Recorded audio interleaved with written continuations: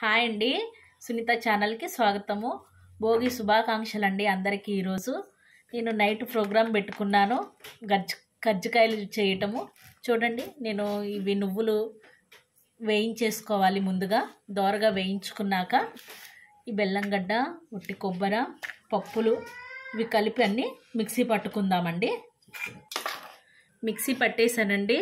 కొబ్బరి తురుముకొని పట్టుకోవాలండి. చూసారు కదా, నేను తురిమేసి కలుపుకోవాలి. ఇవన్నీ మిక్సీ పట్టుకొని ఇగో పొడి ఇట్లా వస్తుంది.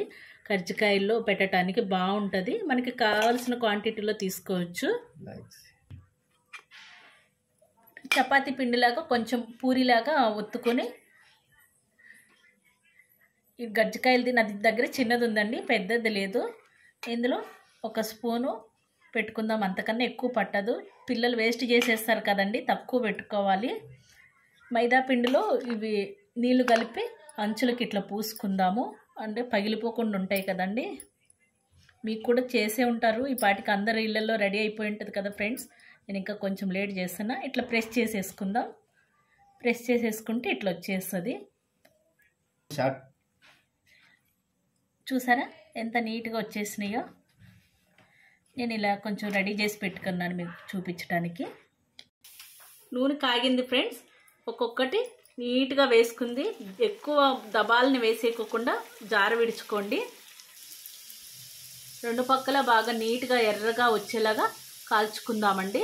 అలా తిప్పుకుందాం. చూసారా ఎంత కలర్ వచ్చేసినాయో బాగా. మీకు నచ్చిందా ఫ్రెండ్స్?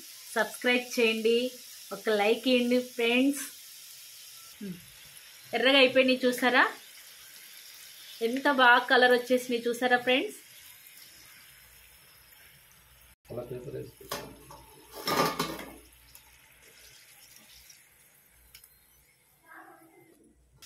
రెండో వాయి కూడా వేసేసాను. చూసారా ఎంత బాగున్నాయో, చందమామలు ఉన్నట్టున్నాయి అసలు. ఎర్రగా కాల్చుకుని ఇవి కూడా సెకండ్ వాయి కూడా తీసేసుకుందాం. ఎర్రగా అయిపోయినాయి ఫ్రెండ్స్, ఇవి కూడా తీసేద్దాము. చూసారా ఎంత బాగా వచ్చేసినాయో. పిండి కలుపుకునే దాంట్లో మైదా పిండి, నేను మైదా పిండిలో కొంచెం ఆయిల్ వేసి కలిపి ఒక గంట సేపు నానబెట్టినాను.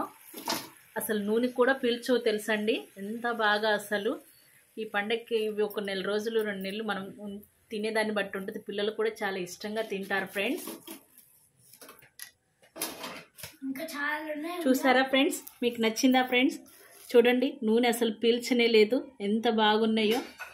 మీకు నచ్చితే ఒక లైక్ ఇవ్వండి, సబ్స్క్రైబ్ చేయండి ఫ్రెండ్స్. బాయ్. ఫోటో తీయాలా? చూడండి ఎంత బాగా వచ్చిందో.